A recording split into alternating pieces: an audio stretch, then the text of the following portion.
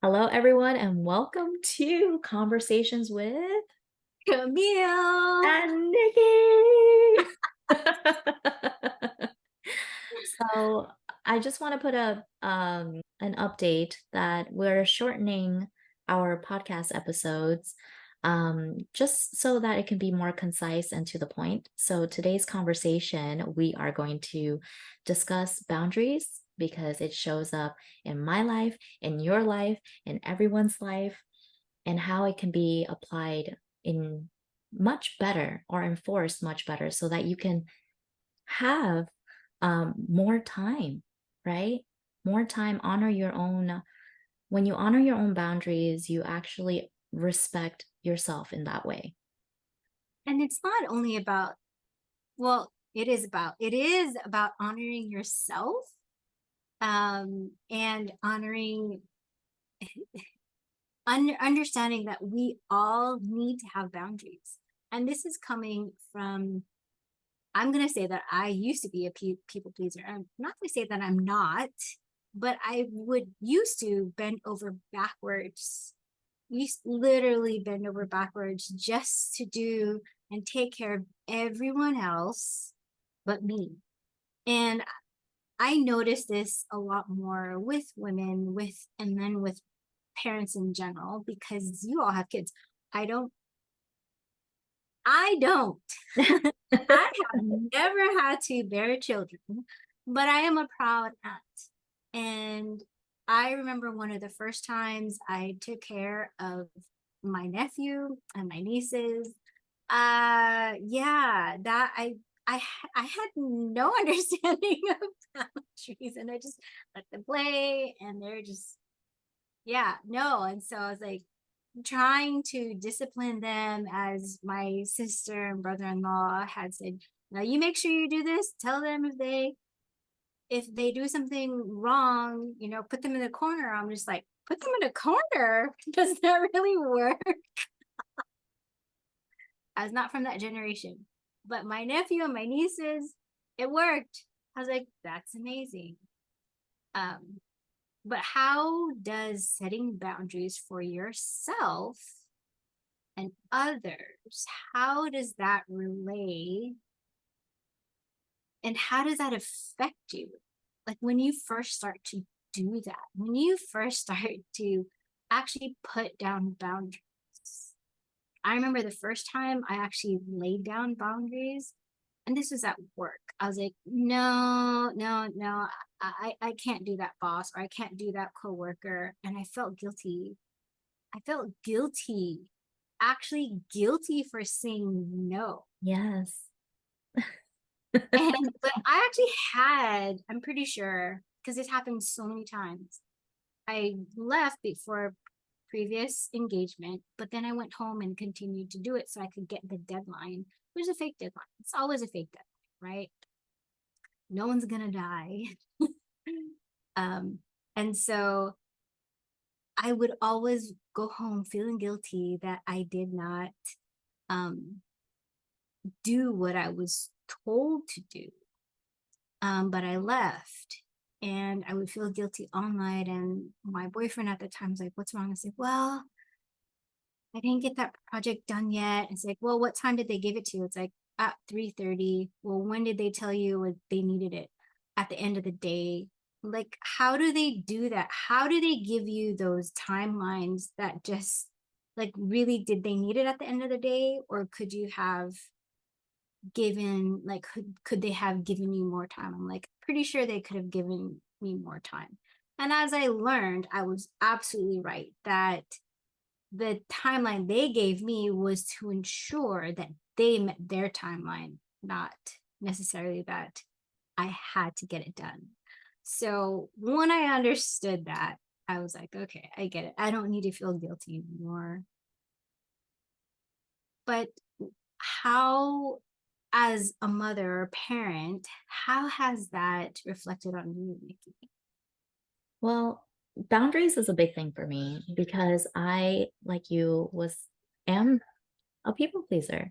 I would say I'm less of a people pleaser than I was before, but I'm a very passive person because the why I don't reinforce my own boundaries is because I'm afraid of rejection, right? Like you said, the guilt that you feel.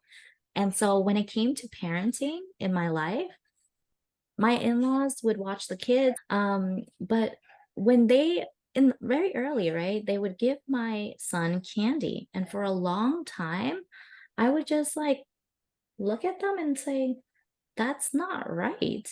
But I wouldn't say anything because I couldn't discern right from wrong, from conditioning in my childhood, not understanding how to stand up for myself and how to stand up for other people that are important for me. Like I am now responsible for somebody, but I have never been responsible for myself because I was always told what to do. And so when someone of authority comes in and dictates, like, this is what I'm going to do, my mind would automatically go to, oh, well, they're the authority. They have more experience. They must be right. Right. And I've done that many times in my business as well, where again, I would let other people take the lead because they are the authority. And I did not see myself as an authority figure. How that has shifted is really healing, healing, reparenting. I think that's a big thing. When I healed my inner child and healed all the wounding patterns that kept me from succeeding or kept me from honoring my own boundaries, my time, honoring myself and my needs and my wants, then I noticed like that's not right. But it was through healing that I realized, like, wait a minute, that pattern is not right. Like, children are not supposed to be having candy at 6 months old. And that, and it doesn't matter how old the adult is or how many years that they've been a parent, that's not right. And so that's where the discernment comes in, right? And so in the same with my business, it was really taking a stand for me and saying, but that's not what I want to experience, or that's not the experience I want to give to other people. So why am I accepting that and standing up and saying no, and noticing if there's guilt, like you said, if the guilt comes up, I'm like, okay, there's some deeper work I need to do around this. Like, where is it still that I'm afraid, or an old conditioning is still holding me back from taking my own power back and standing up for myself? I love that. I think one of the things, other places that I've felt I've had to set boundaries or actually realize that I needed to release or set is personal relationship. I think in my current relationship, one of the hardest things that I had to realize is I needed to understand when to tell my boyfriend that what he was telling me was actually hurtful Hmm. because he saw it as a joke. Yes. I think that like that was one of the hardest things because I was like, well, he thinks it's a joke, but again, it was like, but how does that respect me? He thinks it's a joke, but I've never told him. So if I tell him once, and this goes for anyone, right? If you tell someone once, it's like, hey, please, I don't appreciate that, and really tell them why. And if they keep doing that, then they're not respecting you at all, Hmm. right? And that took a lot for me because I didn't do that. It took me a while. It took me a long time. It's like, well, but what if we get into an argument? Because that's what would happen in previous relationships. I would stand, I put my boundary down, and then they would yell at me, or we get into an argument because I'm actually saying, no, you can't say that. No, you can't do that. How many times has that happened to anybody when you actually say, this is my boundary? This actually hurts me. I don't like what you say. This is why. If Hmm. that person or those people don't respect you, time to rethink about that relationship. Because if they do, my current boyfriend, he's pretty damn awesome. I love that. And that was that was an ex that didn't respect your boundaries, or it is the current one, and when you told him, he started respecting it. Yes. Once I told him, and that was the hardest, like, well, do I tell him? Do I tell him? Because I didn't want to get into an argument because that was past relationships. We get into an Mhm. argument, which is why they're past relationships, right? Uh-huh. We But couldn't, there was no respect. They didn't not respect the boundaries that I had set forth and explained. Please don't do this because of blah, blah, blah, blah, blah, blah.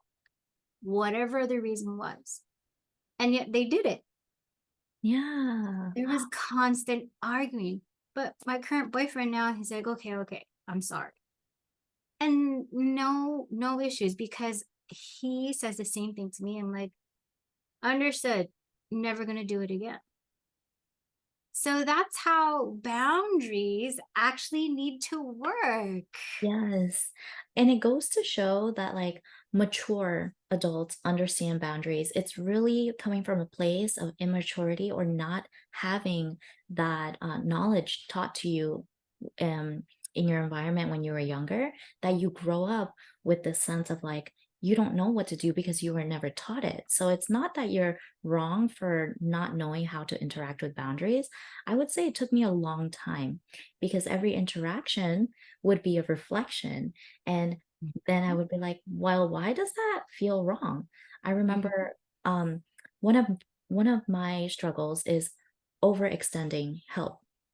Like I wouldn't honor my own time or my own energy because I was in this like mode of my worth is tied to what I can give to people. And so I would help and help and help and help and help and help and help even when they didn't ask for it.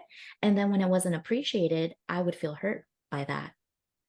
And or diving into other people's business, right? Like and and then sharing that information with other people that I wasn't supposed to be sharing that with because they didn't give me permission to share it, but I would share it anyways because I felt like, oh, that made me important. Like I got stuff to say. And those were things that I had challenges with. And it was one time, and very recently too, somebody close to me said, I don't appreciate you telling me about my life. Like, I did not ask for this information. And I said, I apologize. I respect your boundaries because I worked on it and I realized, oh, I overstepped my bounds. I shouldn't have said that. And he was able to enforce. And I even said to him, I really respect that you have such strong sense of self. You have such strong boundaries that it shows me that it's okay to like enforce my own boundaries. And I didn't take it as, oh my God, like I am offended because you said that, or I am so hurt, or I am wrong and blaming myself. Like I've recognized I overstepped and I course corrected and it was not a problem. Right. And we still have a relationship to this day. And that's how healthy, mature Yes, it relationships is. work. Um, and that kind of goes along with the when I was first understanding that I was starting my understanding of channeling, and I would just get loads and loads of information, especially from not necessarily like who's that lady at Long Island Medium where she just gets information about dead people as she walks by. But first, when I was talking to certain people, I would just get random information, and I'm like, I had to learn. I had to really, really learn instead of blurting out this message. I'm like, I'm getting a message.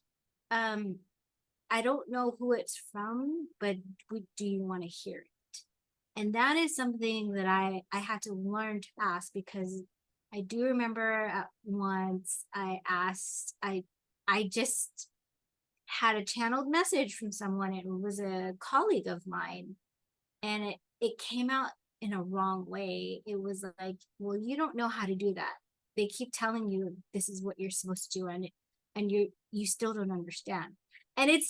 And that's what came out. And the colleague was just like, how did you know that? And just was taken aback. And the way it came out was so matter of fact, which is, by the way, a lot of the angels and light beings. When Nikki has been the receiver of this, when you ask a question, the light beings that I channel is very matter of fact.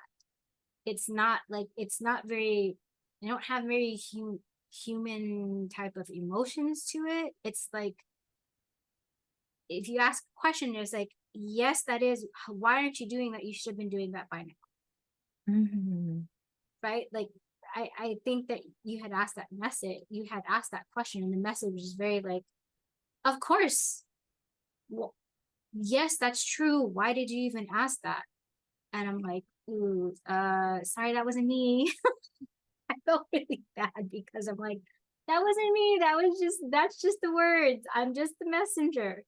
So my boundaries with learning about these messages that are coming true through me was really have a message coming through.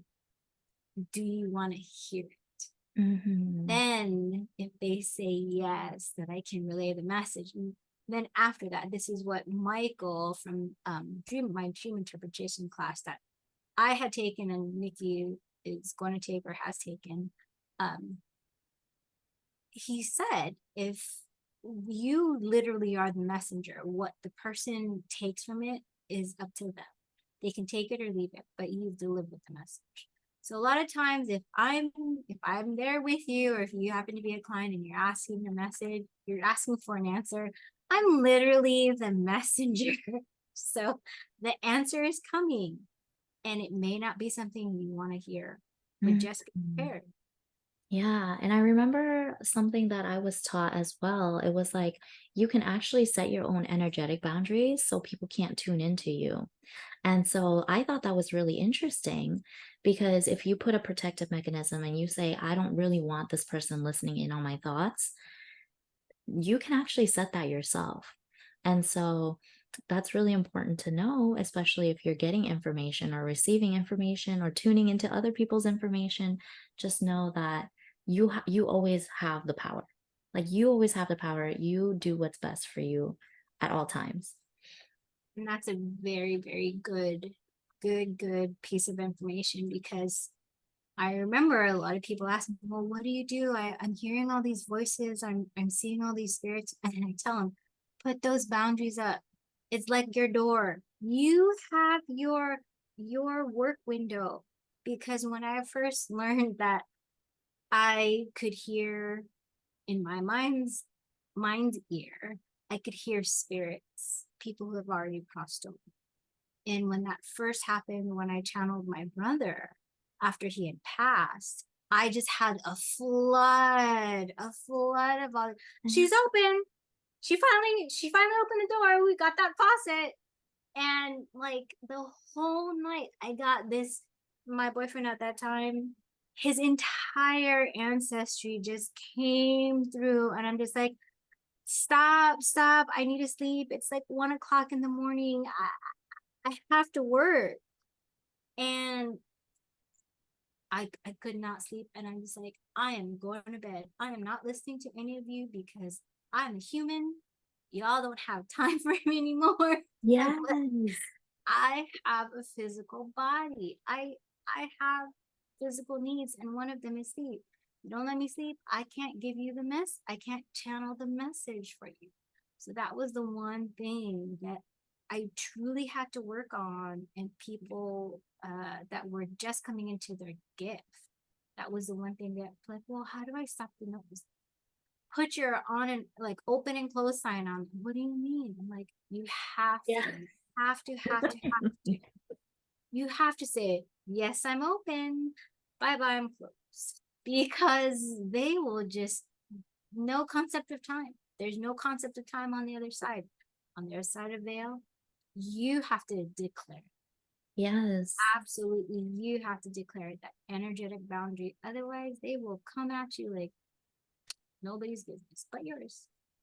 And when you started talking about energetics, it reminds me that sometimes you don't even have to like say things, right?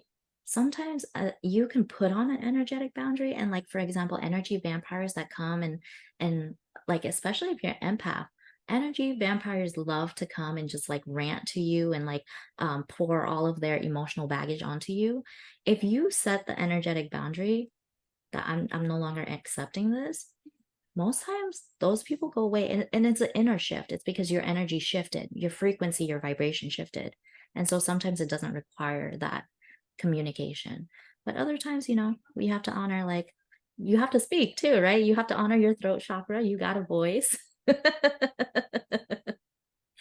Oh Lord, yes. But for those of you out there who are just learning how to channel, just learning that you can speak to spirits or just any other light beings out there, really, really set those boundaries. It's so important. Otherwise, you will be up at all times in the night. And um, I don't really talk to this one acquaintance I have, but I kept telling him, you have to close that all sides of you. It's not just four walls. There, we're 3D here, so you have to close, like really put this seal, this energetic seal. Didn't believe me, and I'm like, you let somebody in, didn't you? So yeah, I've been up, and he would same thing. He didn't have any real boundaries. He was like messaging me at like 3 in the morning, and we're same time zone. Mhm. I'm not responding to you at 3 in the morning. Why? Because That's your boundary. that's my boundary. I That's your turned my boundary. You're internet speaking. off. The only thing, like this is the part that I love on the phone, turn the internet off at all forms, Wi-Fi, mobile. So the only people that can get in touch with me are people who actually have my phone number. So they have to call me or text message. So those are the only things. If you don't know my phone number, or then we're not that close. Yeah. Yeah. Call 911. That's your emergency. And on the topic of in the spiritual realm too, I remember in my channeling class, we talked about entities, right? How entities come and attach to you when you're in a lower vibrational state, or people can even send them to you. And the boundaries work the same way. Like I remember he said, and this is Michael, by the way, Michael Sheridan said, if you just tell them that they can't be near you or they can't attach to you, you just take your power back and they have no power over you. And so entities can't invade your space when you set that boundary. Yep. um And another channeler, Daniel Scranton, he is someone I follow.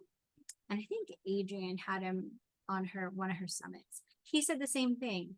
A lower vibration. If you're always in a high vibration, they either have to come up to meet you, so they're now coming rising up above the lower vibration, or you have to go back into that lower vibration. So if you're always high vibe, then they can't get to you. So mhm. keep yourself in a high vibration.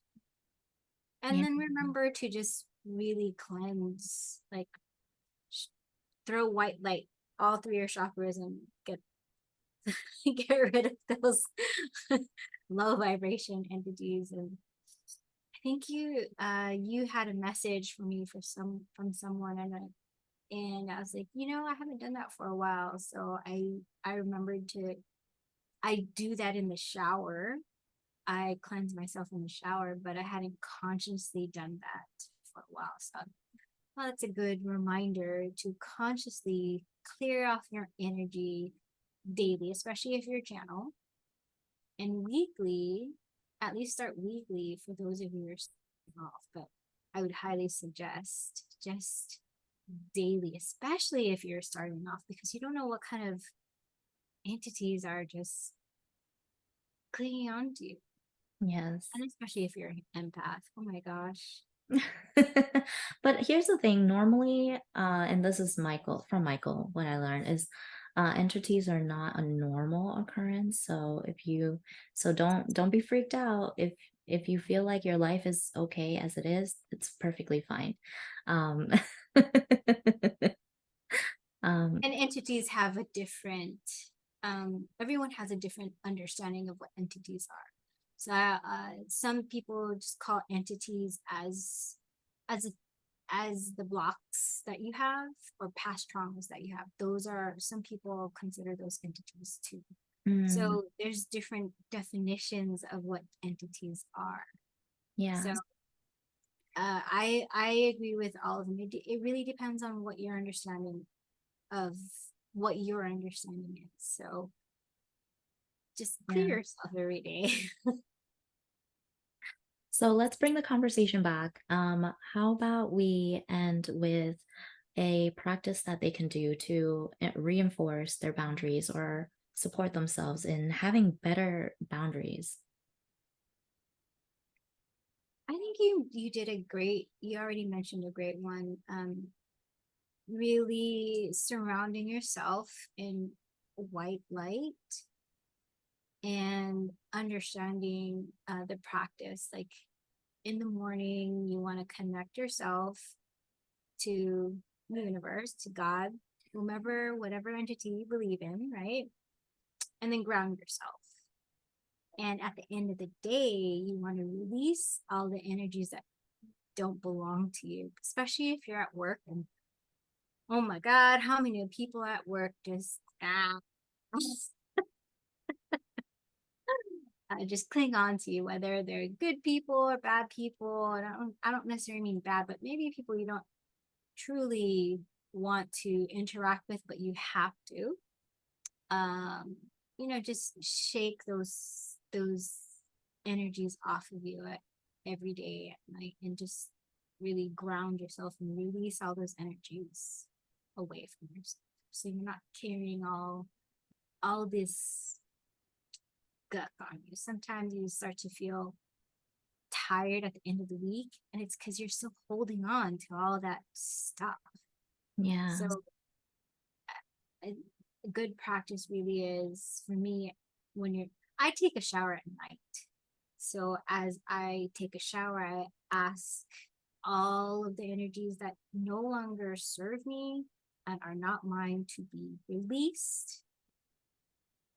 And water is a really great natural way of helping it release from the body. And I take a deep breath every time I release, and I feel that energy really releasing as the shower water just helps take it away. Yeah, well, thank you so much, Camille. And I guess I'll share one too. For me, when I work on my boundaries, I always tune into my heart and say, does this feel right? Like, is this something I want to do? And your heart and your body will always guide you, and you'll feel either a tightness, like a restriction of, no, I actually didn't want to do that, but I said yes for whatever reason, or like yes, like it's an expansion, like yes, I actually wanted to hang out with my friends today, or no, I didn't really want to hang out with my friends today, I'm tired, but I said yes because they're my friends, right? Like you feel that, like yes or no. And that's how you get better at discerning your boundaries if you've never practiced boundaries before. um is just to tune into your body, because your body knows more than your mind. Know what you truly want. Yes, knows what you truly want. Well, we are wrapping up for today. Thank you so much, Camille, for being here. Thank you, everyone, for tuning in, and I'll catch you guys on the next episode.